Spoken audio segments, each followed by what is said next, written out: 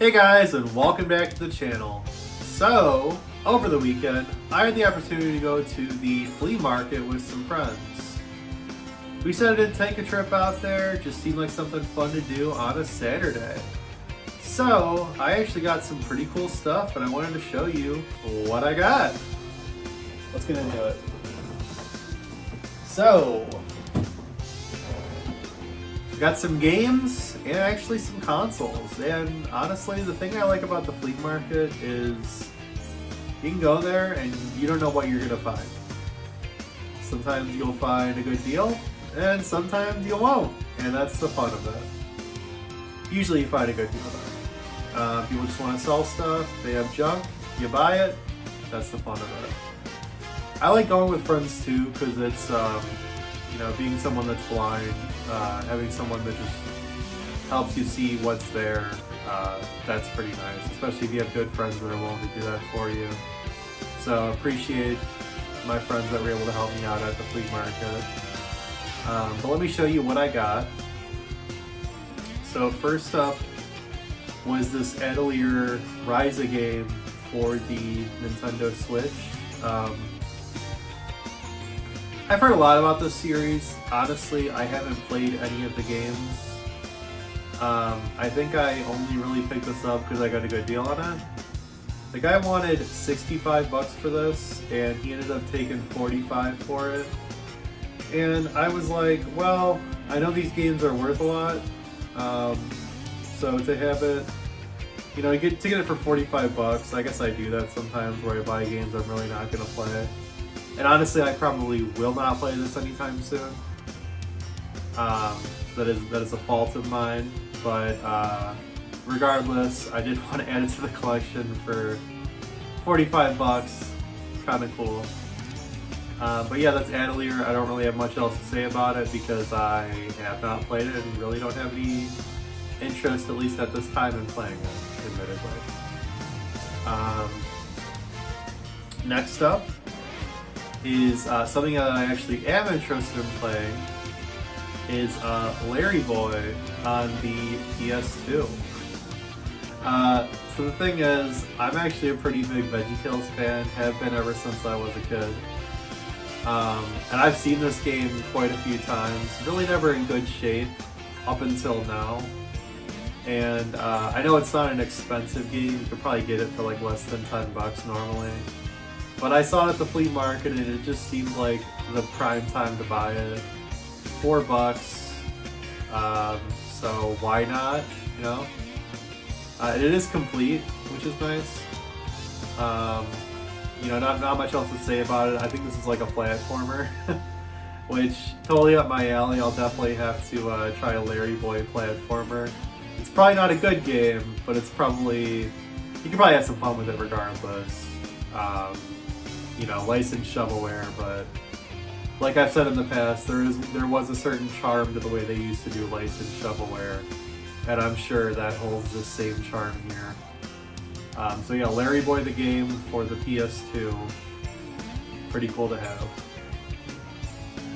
Next up is Spider-Man for the GameCube, and honestly, I've become a really big Spider-Man fan ever since Spider-Man PS4.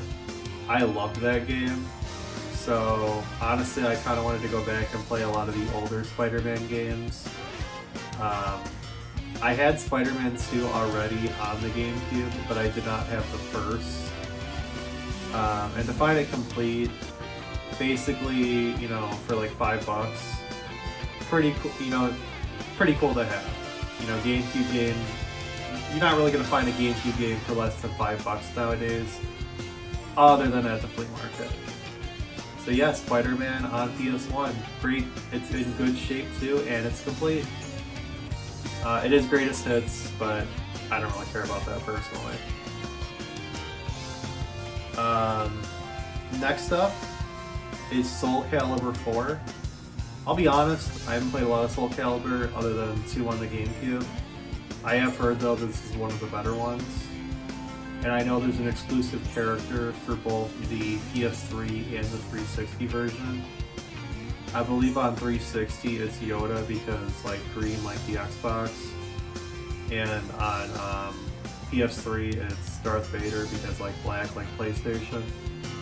But still really cool to cool that they did that in the first place. I guess I would want a complete version with all the characters on like one version, but I kind of like that they had exclusive characters like for Soul Calibur 2. Yeah, I haven't really tried a lot of this yet, but I'll definitely have to dive into this. I know this was pretty big when it first came out. And yeah, Soul Calibur 4. It did also come complete in like $5, so can't beat that. At least nowadays. Another game for $5 was Grabbed by the Ghoulies. And I'll be honest, I've been on a bit of a Rare kick lately. You know, Banjo-Kazooie, you know, all those games. I love those games as a kid, like Donkey Kong Country, Banjo-Tooie. And then I've been playing a lot of Donkey Kong 64 lately. Just recently beat it after Bonanza. So I kind of wanted to play some of the other games Rare made. And this is one of those games that kind of passed me by. I did play it a little bit on the 360 through backwards compatibility, but I really haven't had a chance to play it otherwise. Grabbed by the Ghoulies, really interesting title. So it was originally made for GameCube, and it was supposed to be a platformer.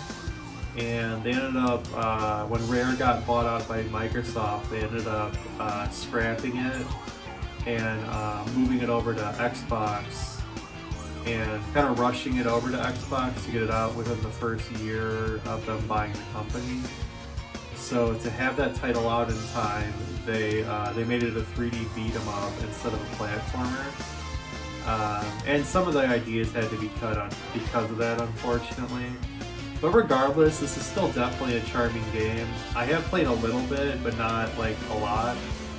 I do, around Halloween, it seems like the perfect time to play something like this.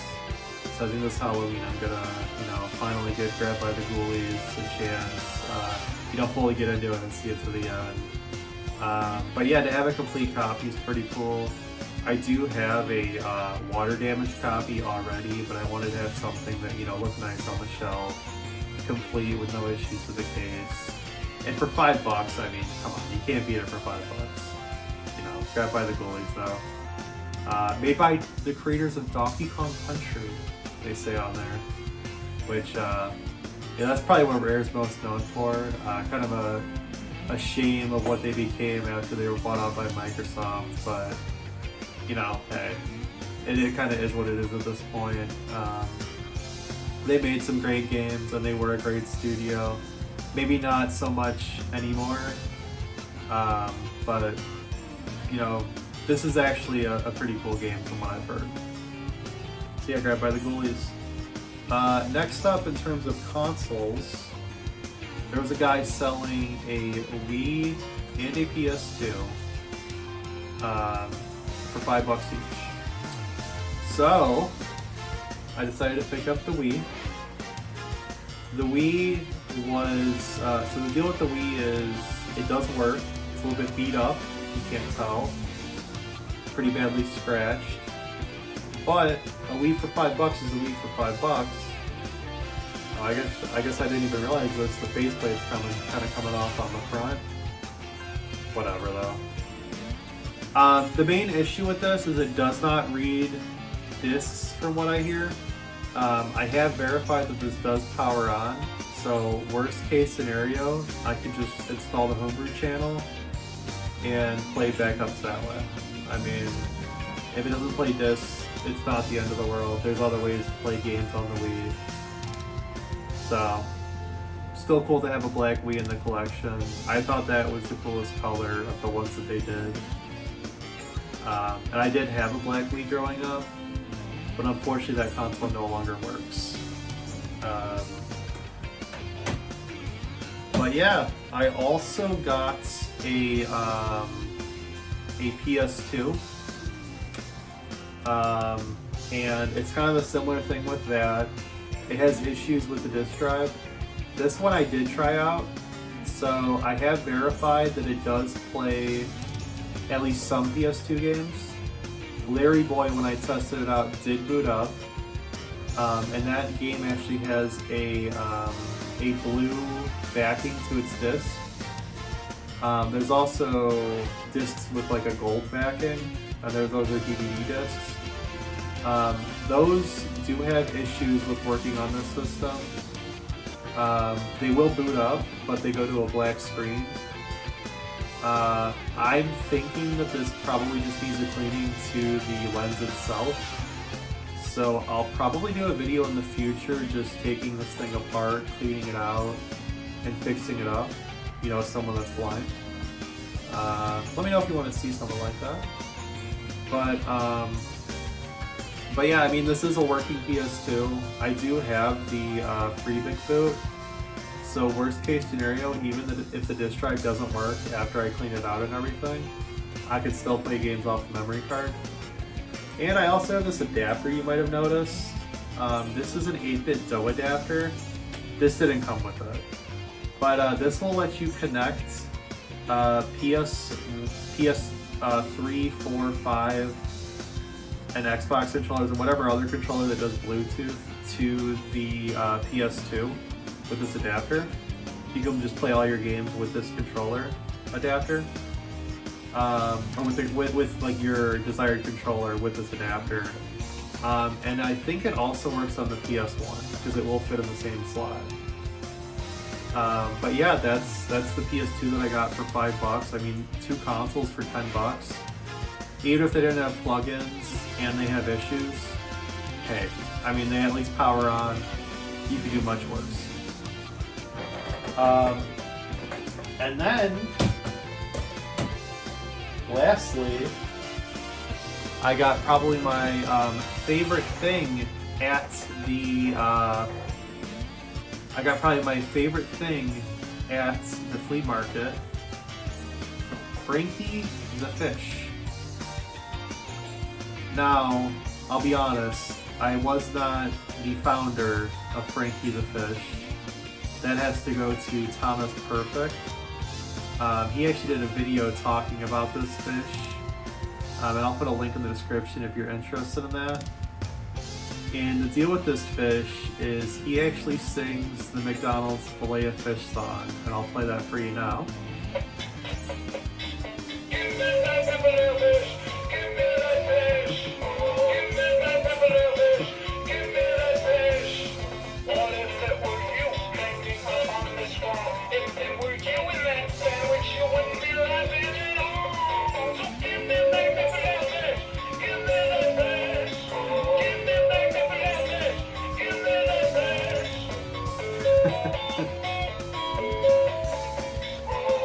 I'm sorry, I can't help but not laugh. That is just like really cool that it sings the Filet-O-Fish song. I don't think that's copywritten, so I think I'm fine there. But yeah, no, I mean, this is a really cool little prop just to have a promotional thing of like 2012 like meme culture with the Filet-O-Fish thing. Even though this is like totally, you know, at this point outdated, this is still something really cool. My friend Thomas Perfect found it at a thrift store near my house, this fish, and then we found another copy, I guess, of this fish at the flea market over the weekend. So honestly, just the fact that it was there, I was like, $7, I gotta grab it. This is just too cool not to have, and it's a nice little shelf piece, Frankie the Fish. But anyway, that's going to do it for today's video, guys. That's what I found at the flea market. Like I said, if you're blind like me, it's really good to go with friends as they, you know, you have someone to help you find things. They can kind of tell you what's on a shelf or what's, you know, at a table, especially when it's like really bright out. You know, they can also tell you about prices and things like that. So it's really good to have a friend that's you know, able to help you out. I would definitely recommend, if you're blind like me, to go with a friend. Or just really go with a friend anyway, even if you're not. I mean, it's just a fun it's a fun experience to go, you know, just to be able to find deals and look out for each other, you know. Someone says they're interested in one thing, someone says they're interested in another thing. You know, you just kind of find stuff It's cool. It's something fun. My one friend, N64 Score 80, actually found an Xbox over the weekend. And, you know, $40 for an Xbox nowadays, that's pretty good, an original Xbox. So yeah, I mean, he was pretty happy about that, and it does work, so no issues there. So yeah, that's gonna do it for today's video, guys. Let me know your thoughts on what I found at the, I was gonna say thrift store, at the flea market. Did you like anything that I got that stuck out to you? Maybe it was Frankie the Fish, my prized possession. Maybe it was something else, you know, maybe you liked something else I got. Let me know your experiences with going to the flea market. Have you had any like cool finds, a cool haul? I'd love to hear that. And yeah, that's going to do it for today's video, guys. If you liked it, go ahead and subscribe. It would really help out. Give it a thumbs up, and I'll see you guys in the next video. Thanks, guys. Bye!